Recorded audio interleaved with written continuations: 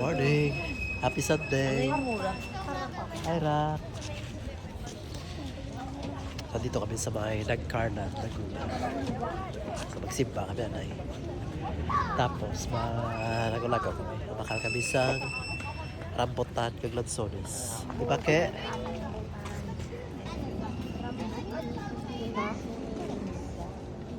Magkano ganito? So, ito yung entrance.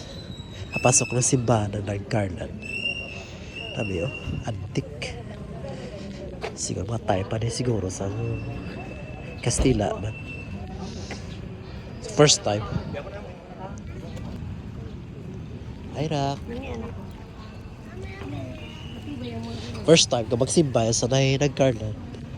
Kamo? Second time. Second na. time.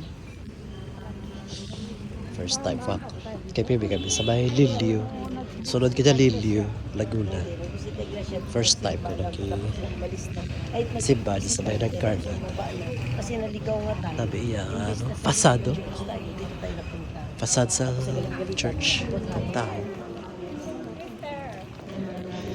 Pero delikado rin sa mga sa mga linog. Kaya mga daan, structures sa mga bricks. Sa Moriya nga,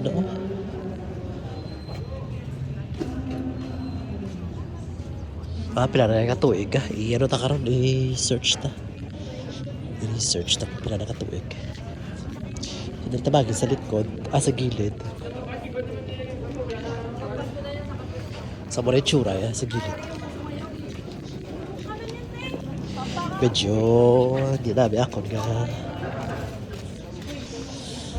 nga libog kaya napungot ko sa lamig sa sasakyan. Sa Moriya tsura, yung tower, tapos din sa gilid.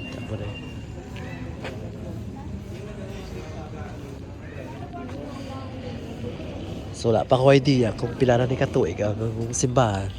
Siguro mga 1500s. Wala siguro Sometimes sa Kastila. Sa Moriya tsura, ang tao, no?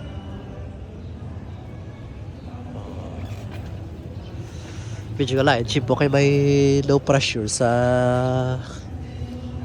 Quezon Province. Kinapit na rin sa may Quezon. Sa Moriya tsura, dito sa gilid. I-feeling kung gamay lang siya nga simbahan, unlike sa may Tigbawan or sa may Biagaw, sa Tabarbara, basta ko area daw, gamay lang kita masusunod gamay lang. Sa mula ng nanay, kay masimba kami.